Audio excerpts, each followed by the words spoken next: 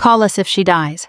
Those were the first words I remember hearing after I woke up from surgery. Not, you're going to be okay. Not, your husband is on his way. Not even welcome back. Just those 5 cold words. At first I thought I was dreaming. My head felt heavy and every breath sent pain through my chest. The room around me looked blurry. Machines beeped steadily beside my bed. Then I heard a nurse speaking quietly near the doorway. The doctor couldn't believe it, she whispered to another nurse. I've worked here 15 years and I've never heard family say something like that. The second nurse sighed. Neither have I. I tried to move. A sharp pain shot through my ribs. The nurse immediately noticed. Ma'am, you're awake. I looked at her. My throat felt like sandpaper. I swallowed painfully. Where's my husband? For a second something flickered across her face. Pity. That scared me more than the pain. She adjusted my blanket. We'll talk about that later, she said gently.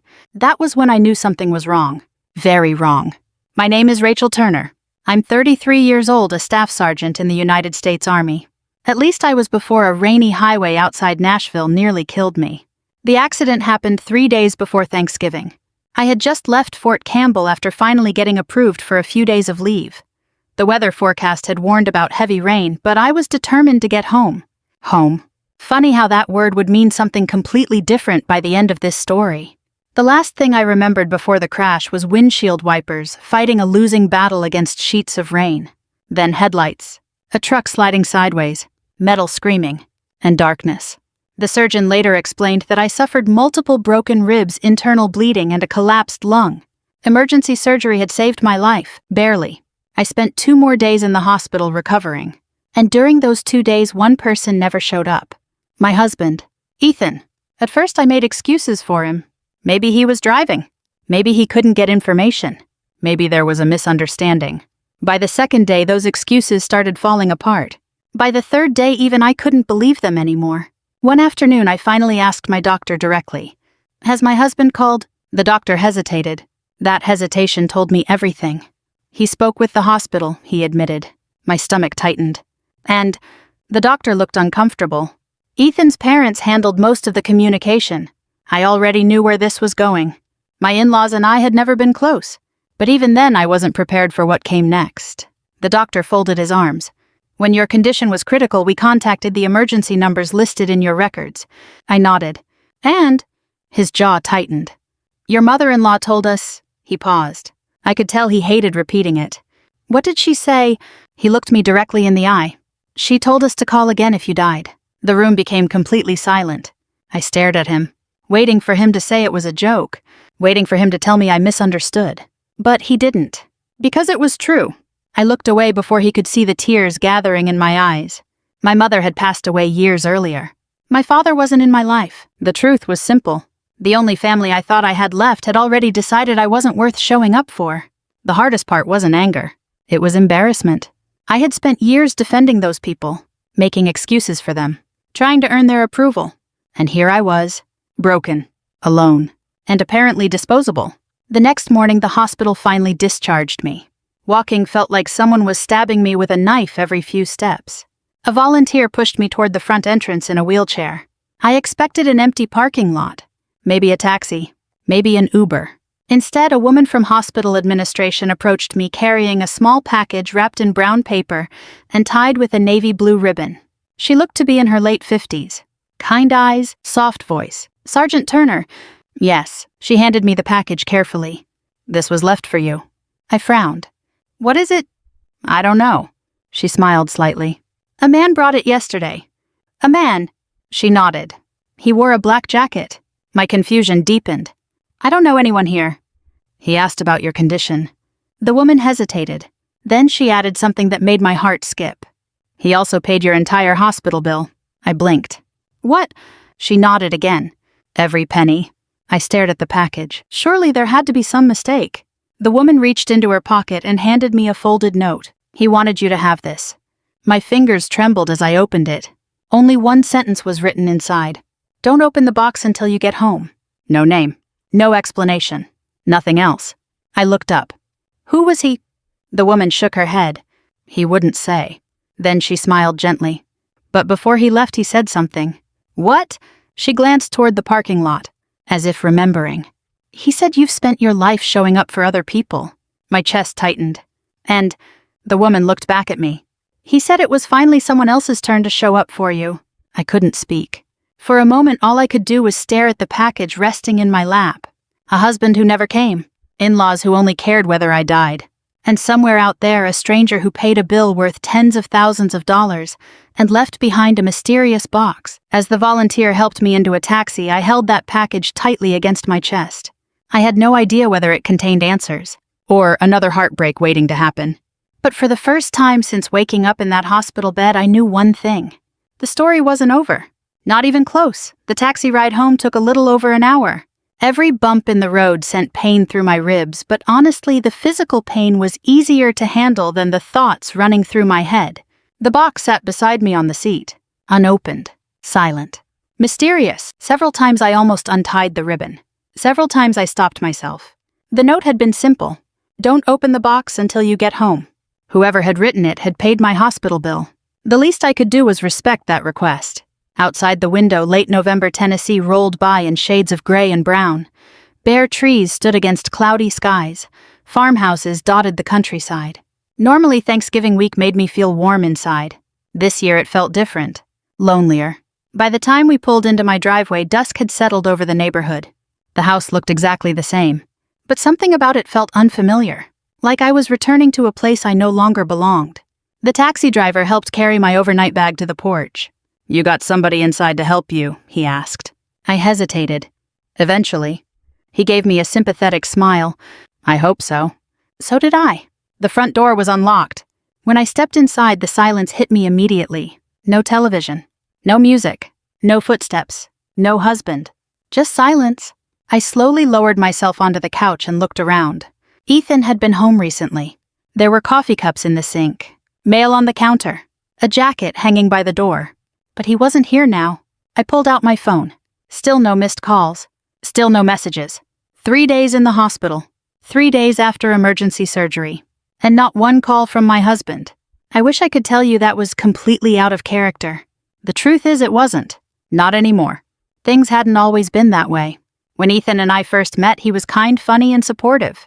Back then, he said he admired my military career. He loved the discipline, the commitment, the purpose. At least he thought he did. Then life happened. Promotions happened. Long deployments happened.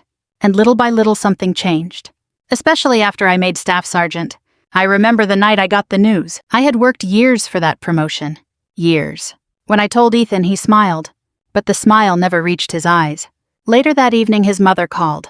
I could still hear her voice. "That's nice, Rachel. Nice. Not congratulations. Not we're proud of you. Just nice." Then came the question. "When are you finally going to focus on your family instead of the army?" I laughed awkwardly, thinking she was joking. She wasn't. From that day forward, the criticism became a constant background noise in my life. Military women, according to my in-laws, were selfish. Military women neglected their husbands. Military women didn't know how to build families. Never mind the fact that I worked hard to balance everything. Never mind the sacrifices. They saw the uniform first. Everything else second. Over the years, I tried desperately to win them over. Looking back now, I'm not even sure why. Maybe I wanted to belong. Maybe I wanted Ethan to stop feeling caught in the middle. Maybe I simply believed love could eventually soften people. So I kept trying. When Ethan's father needed help paying medical bills, I sent money. When his parents needed home repairs, I helped cover expenses. When family gatherings conflicted with military obligations, I rearranged schedules whenever possible. I missed birthdays with friends. Skipped vacations, worked overtime, did whatever I could. And every time I thought I was making progress, the goalposts moved. There was always another criticism, another complaint, another reason I wasn't enough. The hardest part wasn't even his parents. It was Ethan. Because slowly, almost invisibly, he stopped standing beside me. At first he'd defend me. Then he'd stay quiet. Eventually he'd agree with them. Not openly, not dramatically. Just enough to make me feel alone. One memory still stood out. About a year before the accident, we were having dinner at his parents' house. His mother looked directly at me and said, "A wife shouldn't spend more time serving her country than serving her husband." The room went silent. I waited for Ethan to say something. Anything. Instead, he stared down at his plate. That silence hurt more than her words. Because silence can be agreement. And sometimes it's worse. As the years passed, I noticed something else. His emotional loyalty had shifted, not toward another woman, toward his parents. Every disagreement became their disagreement. Every decision became their decision. Every problem in our marriage somehow ended up discussed at their kitchen table. I didn't realize it then, but I had slowly become an outsider in my own marriage. The realization didn't arrive all at once. It came piece by piece, conversation by conversation, silence by silence. And now, sitting alone in my living room after nearly dying, I couldn't avoid the truth anymore. If Ethan had truly chosen me, he would have been at that hospital. Nothing would have stopped him. The clock on the wall ticked softly. Night settled outside. I looked across the room. The box still sat where I'd placed it on the coffee table. Brown paper, blue ribbon, patiently waiting. For hours I'd been replaying years of memories. Years of trying. Years of sacrificing. Years of hoping. Maybe it was time to stop looking backward. Maybe it was time to find out why a stranger had shown me more kindness than my own family. My hands trembled slightly as I reached for the package. The ribbon felt smooth beneath my fingers. I took a slow breath. Then another. Carefully, I began to untie the knot. The ribbon came loose with a gentle tug. For a moment, I just stared at the package. It seemed strange that something so small could carry so much weight. Over the past several days, I had been abandoned, disappointed, and hurt in ways I never expected. Part of me feared whatever was inside might bring more bad news. But another part of me, the soldier who had learned to face difficult truths head-on, knew I couldn't avoid it forever. I carefully peeled away the brown paper. Inside was a plain wooden box. No markings, no name. Just a simple box that looked as though it had been made by hand. My heart beat faster. Slowly I lifted the lid. The first thing I saw was a folded letter. Beneath it sat a military challenge coin. Next to that was a payment receipt from the hospital. And underneath everything else was an old photograph. I stared at the contents for several seconds. Then I reached for the photograph. The image was faded with age. A group of soldiers stood together beside a convoy vehicle somewhere overseas. I recognized the desert landscape immediately. Afghanistan. The photo had to be at least 10 years old. My eyes moved from face to face. Then I froze. There I was, much younger, much thinner, standing near the back. I barely recognized myself. "What in the world?" I whispered. I picked up the challenge coin next. The coin belonged to a retired Army Sergeant Major. His name was engraved on the front. Sergeant Major Thomas Walker. The name sounded familiar. Not immediately, but somewhere deep in my memory. Like a song I'd heard years ago and forgotten. Finally, I unfolded the letter. The handwriting was steady and precise. The kind of handwriting you'd expect from someone who had spent a lifetime paying attention to details. I began to read. "Sergeant Turner, you probably don't remember me. In truth, we only met once. But 10 years ago, you saved my son's life. I have spent a decade hoping I would someday have the opportunity to thank you properly." I stopped. Saved his son's life. I frowned and continued reading. "You were deployed overseas during a convoy operation. My son's specialist Daniel Walker was assigned to that mission. During an attack, his vehicle was hit. Most people remember the explosion. I remember what happened afterward. The memory hit me before I even reached the next line. Afghanistan. A convoy route outside Kandahar. An improvised explosive device. Smoke. Chaos. Screaming over the radio. My chest tightened. I remembered running toward a damaged vehicle while others were taking cover. I remembered dragging an injured soldier to safety. I remembered blood on my gloves. I remembered refusing to leave him behind. At the time, it had felt like instinct. Just another day doing my job. Another soldier who needed help. Nothing more. My eyes returned to the letter. "My son survived because you refused to abandon him. You risked your own safety to pull him from that vehicle. You stayed with him until the medics arrived. He came home because of you." Tears blurred the words. I blinked hard. The room suddenly felt very quiet. I hadn't thought about that day in years. Soldiers often carry memories like that. Not because they aren't important, but because there are so many. You do what needs to be done. Then you move forward. Apparently, Sergeant Major Walker never forgot. I kept reading. "Daniel told our family your name before surgery. For years, we prayed for you without ever knowing where life would take you. As social media and military networks grew, I occasionally checked on your career. Not because I wanted anything from you, because gratitude deserves memory." I wiped my eyes. No one had ever described me that way. Not recently, anyway. Certainly not in my own home. The next paragraph hit even harder. "Last week I heard about your accident through Army contacts. When I learned you were alone in the hospital, I came immediately. The nurses told me your condition was serious. I decided there was no reason to wait another day to repay a debt my family has carried for 10 years. I looked down at the hospital receipt. The total amount made my stomach drop. It was more money than most people could casually spend. Far more. Yet he had paid it without hesitation. The final section of the letter was short. Only a few sentences, but they broke something open inside me. Some debts aren't paid with money. They're paid with honor. You showed my son honor when he needed it most. Allow an old soldier to show the same to you. You were never forgotten. Respectfully, Sergeant Major Thomas Walker, retired.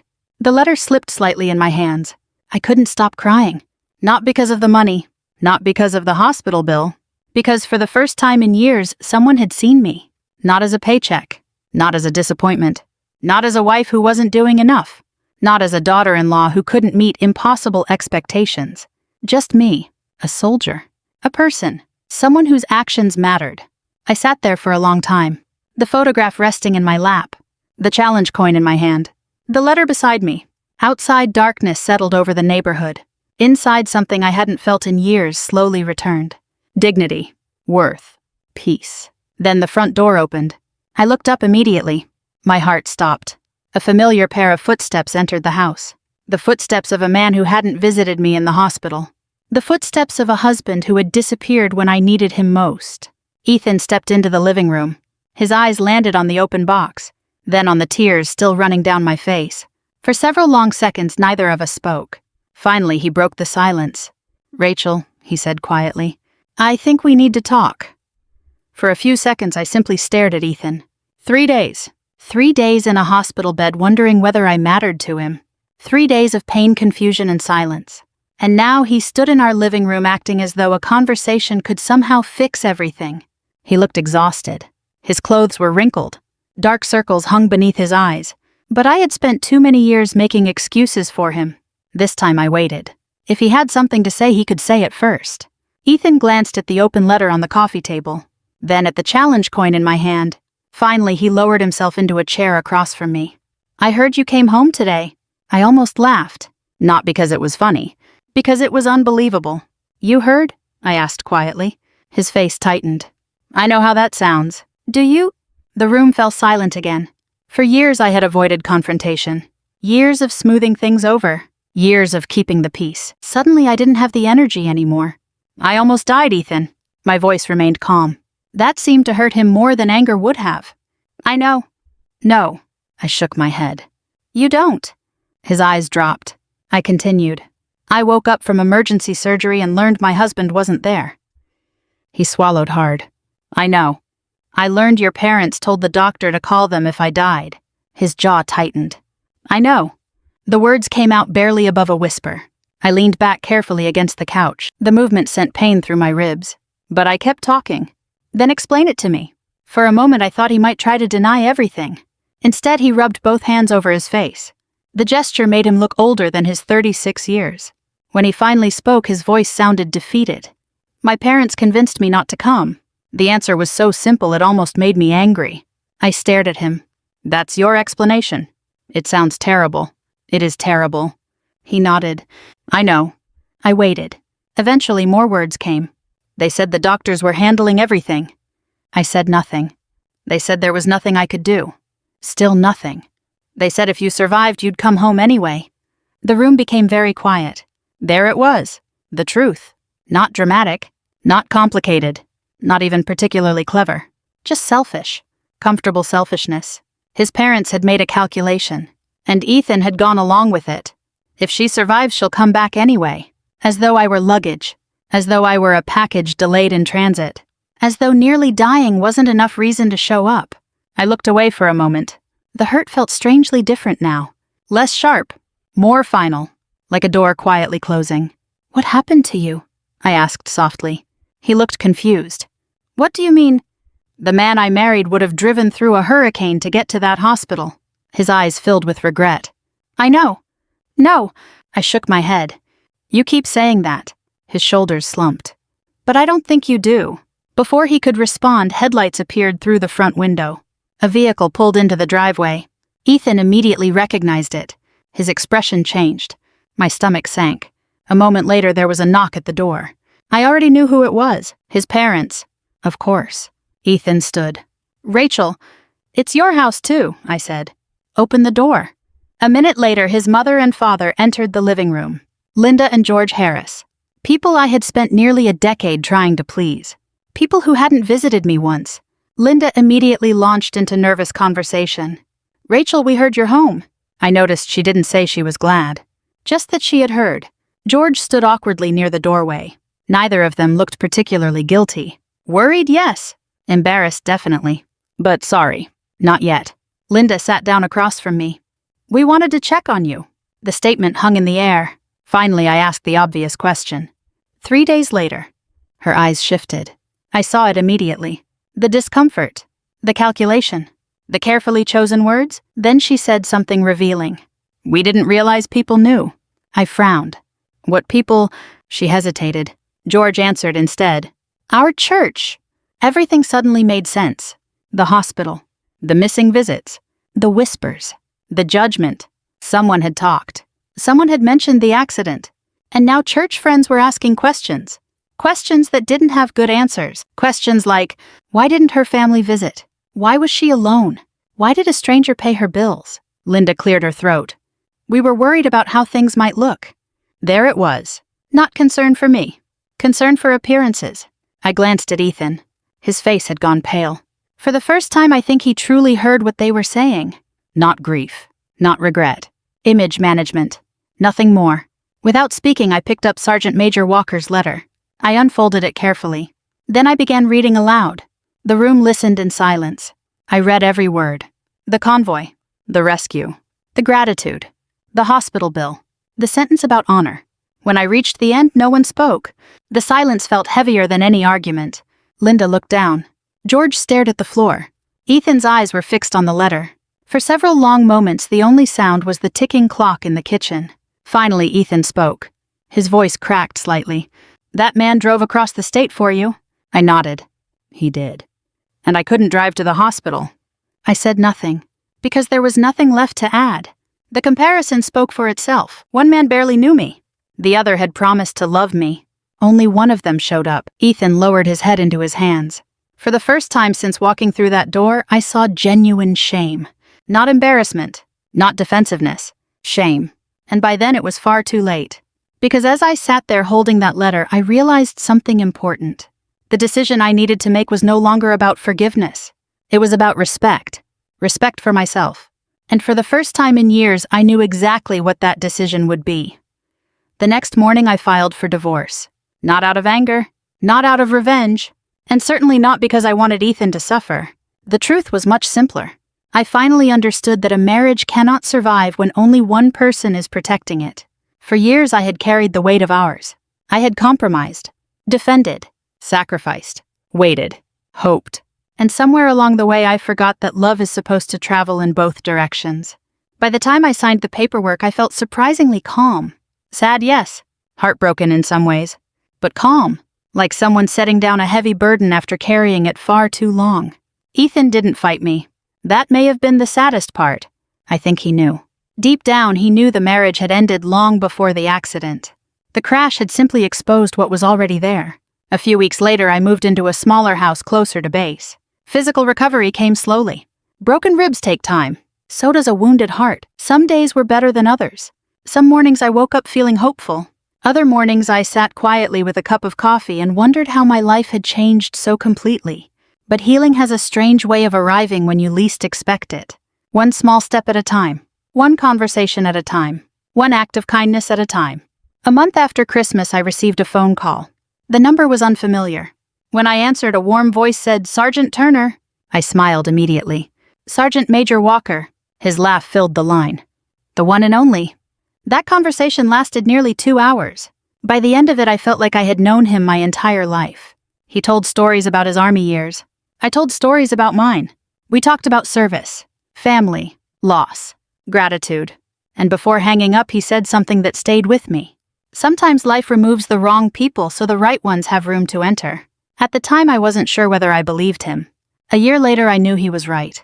Over the following months, Sergeant Major Walker introduced me to his family. His son Daniel, the soldier I had helped save all those years ago. His daughter-in-law. His grandchildren. Every single one of them welcomed me with a warmth I hadn't experienced in years. Not because they owed me anything. Not because they felt obligated. Simply because they cared. That kind of kindness changes a person. It certainly changed me. As my recovery continued, I also began volunteering with wounded veterans at a nearby VA facility. At first, I only planned to help a few hours each month. Those few hours quickly became many more.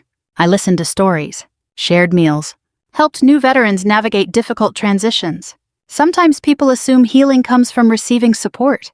What I discovered is that healing also comes from giving it. Every veteran I met reminded me that hardship doesn't have to harden us. It can deepen us, if we let it. Before I knew it, another Thanksgiving arrived.